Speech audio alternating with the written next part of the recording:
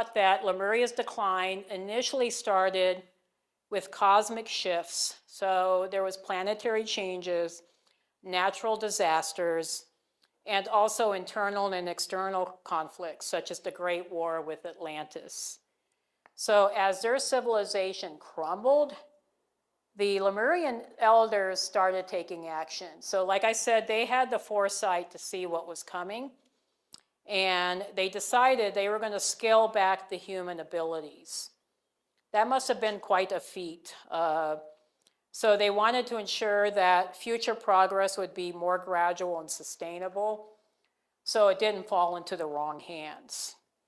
So they intentionally toned down the powerful telekinetic and physical abilities of the Lemurian descendants. And they wanted to prevent, the reason why they did this is because they wanted to prevent unchecked power. So they didn't want people to become full of themselves and think, oh yeah, I can conquer anything. They had to come to it organically.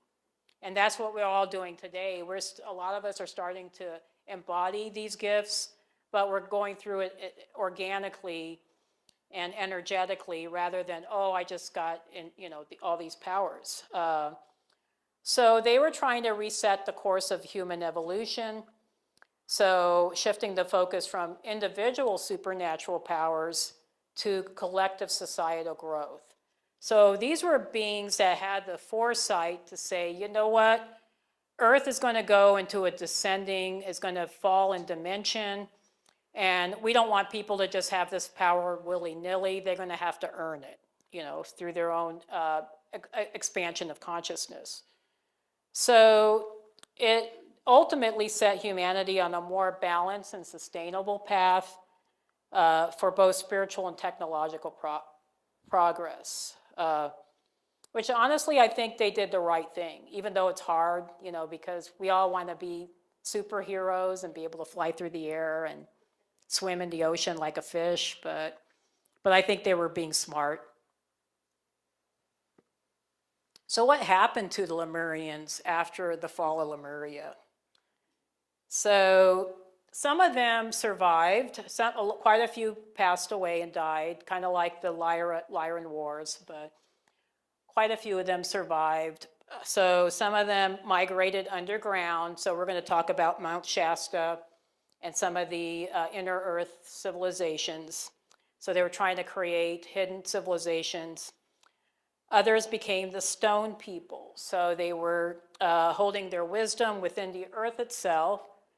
And some of them just shapeshifted into beings like whales, dolphins, and mermaids. So they just, integrated into the ocean. And others traveled to different lands, integrating with early human cultures, which we're going to talk about at the latter part of this presentation. So there was quite a bit of Lemurian influences within the civilizations of the Pacific Rim.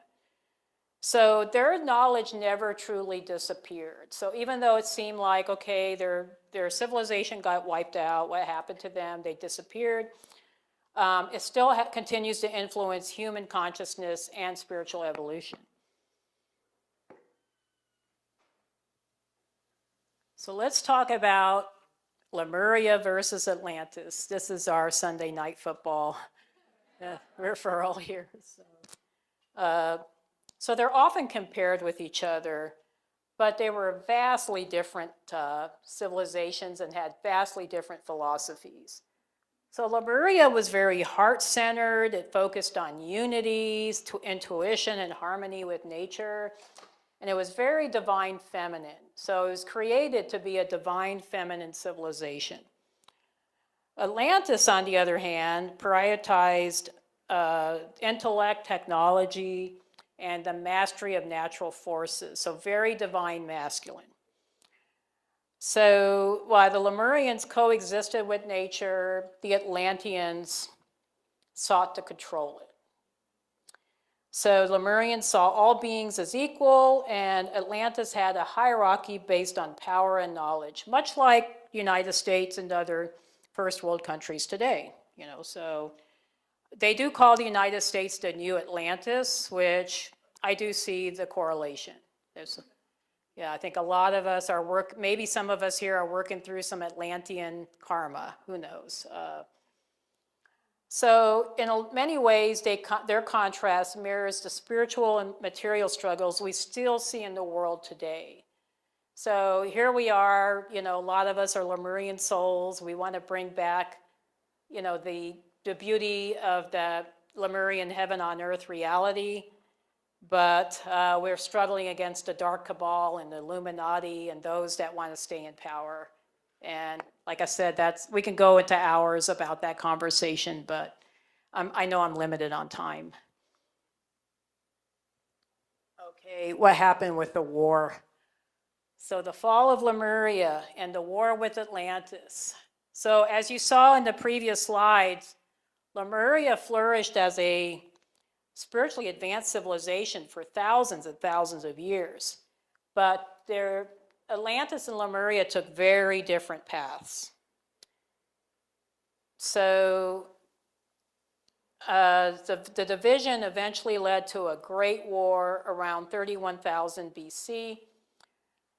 My understanding was that there was dark factions from Orion so after the fall of Maldek and Mars, a lot of these factions started integrating into the and incarnating in Atlantis. And they filtered into the Atlantean government and convinced them that the Lemurians were their enemies. And that's my version of what I saw in the records. So I do think there was some deception that was happening, which led to the war. So the Lemurians, with their limited technology, because they were not based on physical technology, were no match for the highly advanced Atlanteans. So in a devastating battle, Lemuria was instantly destroyed, sinking beneath the ocean and marking a pivotal moment in Earth's dimensional fall. So this is when Earth fell from the fifth dimension to the third, where we remain today. We need to get back to the fifth. So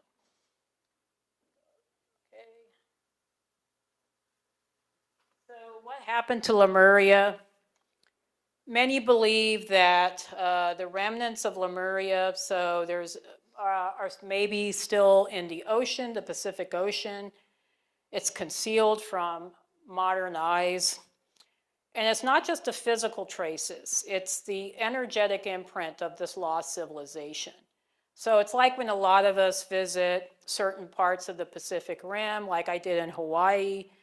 And even when I go back to Hawaii, I still feel the Lemurian energies. I mean, it's so strong there. Or you go to certain parts of New Zealand or the Fiji Islands or Easter Island, you'll still feel those frequencies. So it was almost like the ocean was chosen to safeguard the Lemurian ancient wisdom. And see, these Lemurian elders didn't want the information to fall into the wrong hands. So today's divers and spiritual seekers still report strange occurrences, like maybe unexplained sensations or sudden insights when exploring the waters once ruled by Lemuria. So it's almost like the energies are still there and they're just waiting for people that their frequencies are aligned and ready to listen to the mysteries of Lemuria. Let's talk about the remnants of Lemuria. So even though the land itself was lost, the frequency of Lemuria still exists. Some of the most sacred places on Earth, which we're going to talk about, Hawaii, Easter Island, New Zealand, and the Pacific Islands, and even some parts of Australia, are believed to hold the energies of ancient Lemuria. So for those of us that feel this inexplainable connection to these places, it's more than just admiration. It may be a soul memory for a lot of us. I know other places I usually connect with personally are Australia. I actually lived there, thank you. And other, pretty much anywhere that's more Pacific oriented rather than East Coast. Every time I go to the East Coast, I can't wait to get back to the West Coast. So, yeah, it's like, yes. Okay, let's go through some of these locations. They're telling me I have just 10 minutes, so I got to blow through some of these. So, Easter Island. So there's a connection between the Easter Island heads, the Moai, and the mythical lost continent of Lemuria. So it's a central theme in esoteric and alternative history theories. So they attribute the statues to the Polynesian Rapa Nui people, and it's thought that they were created around 12,550 BC to 1500 CE. So some proponents of the Lemurian theory view Easter Island as a surviving mountain peak from Lemuria. So this is my theory. I know Madame Blavatsky has her theory that it was considered to be a vanished race of giants. So they think it might have depicted that. Or they were considered to be the living faces of the ancestors. But my theory actually was that they were built to honor the Arcturian founders. So I do think there's an extraterrestrial connection with these heads. We'll get to another beautiful location here, Thailand. So it's thought that Lemurian refugees and descendants migrated across China and the then fertile Gobi Desert region, but recovered from the late Pleistocene devastation. And so the people that survived spent the next 69 centuries elevating their scientific spirituality to achievements still unsurpassed. So I visited Thailand quite a few years ago, and I was amazed at the architecture of their temples. It's just amazing. So Lemurian energy is considered to be a heart-centered vibration, and so some spiritual practitioners might associate the sacredness of the ancient Thai, Khmer, and Mon temple sites, like those in Sithrep, with this high frequency ancient wisdom that predates known civilization. So it's also thought that certain older pre-pyramid or mound-like structures in Thailand, such as Klang Nawat, there's also Sithrep historical site, probably had its root in a much older civilization than previously thought. So it's thought that these beautiful temples, with its unique architecture, were actually mimicking the crystalline temples from Lemuria's. There's actually a lot of, I would say, civilization influences of Lemuria on the Southeast Asian culture. I mean, it's just pretty amazing.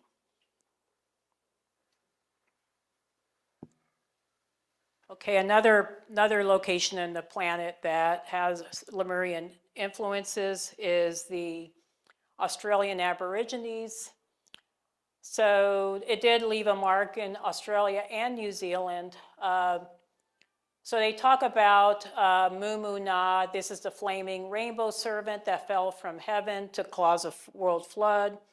So there's a lot of civilizations that talk about a massive world flood. They do also talk about the description of an ancestral paradise before it sank beneath the sea. So they called it Baraku. The Australian Aborigines also believe that the tenets of their Dreamtime cult arrived from the land of perfection before it was engulfed by the sea. So that sounds a lot like Lemuria to me. Okay, we're going to go through these last slides here. So the Maori tell of a priest that prayed for salvation from a great celestial flame. So his prayers were answered with a colossal flood. So here's another flood story that quenched the fires but wiped out this beautiful kingdom. It killed most of its inhabitants. So the Maori said it was a great home of their people, And it was from this land that these people dispersed into the islands of the Great Ocean, which again sounds a lot like the Lemuria story. So there's a lot of oral traditions in these cultures that seem to collaborate with the Lemurian historical story. Okay, a couple of more locations here. So the indigenous people of the planet was definitely close. So just as like the northwestern tribes in the Pacific Northwest, they were closer to the present shift in consciousness 250 years ago than the European colonists, even though the European colonists were calling them all primitive. So the Maori also had totems, but the native North American tribes, particularly in the Pacific Northwest, also created totems to represent various myths, symbols, and ancestors. So they thought that these totems were influenced from Lemurian culture. A lot of it is very animal-based, which Lemuria did integrate a lot with nature. And so the totems played a role with the interconnectedness of different source energies and their expression because of a most fundamental state that we're all one and we're all interconnected. Last location here. Okay, a lot of us love Mount Shasta. We feel drawn to Mount Shasta. Yes, I'm doing a little thing in Mount Shasta in July with Jonathan Shalomar, and we're doing an angelic recalling. It's going to be cool. Check out my website. Yeah, so I feel like I'm going to all the places of Lemuria this year.